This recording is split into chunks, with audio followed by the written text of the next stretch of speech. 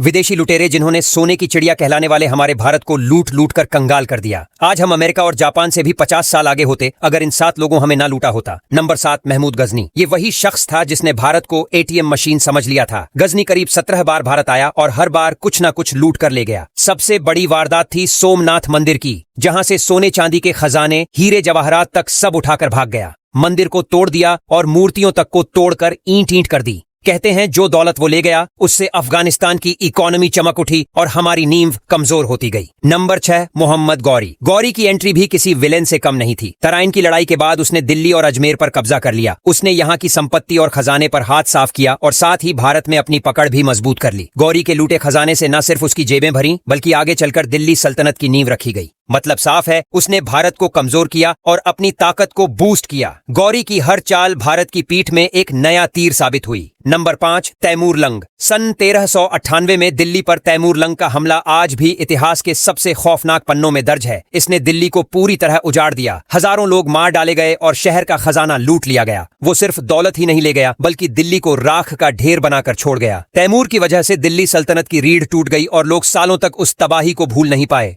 सोचो, एक हमले में शहर की रौनक मिट्टी में मिल गई और वो अपनी जेबें भरकर चला गया। नंबर 4, नादिर शाह। अगर किसी ने दिल्ली को खून और आंसुओं से भरा तो वो था नादिर शाह। सन 1739 में करनाल की लड़ाई जीतने के बाद उसने दिल्ली में कत्लेआम मचा दिया। लोग अपने घरों से निकलने तक से डरते थे। उसने मुगल खजाने से पीकॉक थ्रोन और कोहिनूर जैसे अनमोल रत्न तक छीन लिए। एक झटके में भारत की दौलत का बड़ा हिस्सा फारस पहुंच गया। नादिर शाह का हमला भारत के लिए किसी बुरे सपने जैसा था, जिसने हमारे खजाने को तो खाली किया ही, इज्जत को भी चोट पहुंचाई। नंबर 3, अहमद शाह अब्दाली। अब्दाली को बार बार आने का ऐसा चस्का लगा कि उसने 9 बार भारत पर धावा बोला। हर बार वो खजाने और संपत्ति को लूटता और अफगानिस्तान ले जाता। दिल्ली, आगरा, मथुरा, वृंदावन जैसे शहरों को उसने खुला निशाना बनाया। सन 1761 की तीसरी पानीपत की लड़ाई के बाद तो उत्तर भारत की रीढ़ ही टूट गई। अब्दाली का नाम सुनते ही लोगों के चेहरे पर दहशत उतर आती थी। उसने भारत की इकोनॉमी को खोखला कर दिया और अपने देश को माला माल। नंबर 2, बाबर। पानीपत की लड़ाई जीतकर बाबर ने दिल्ली और आगरा पर कब्जा कर लिया था, जिससे लोधियों का खजाना सीधा उसके हाथ लगा।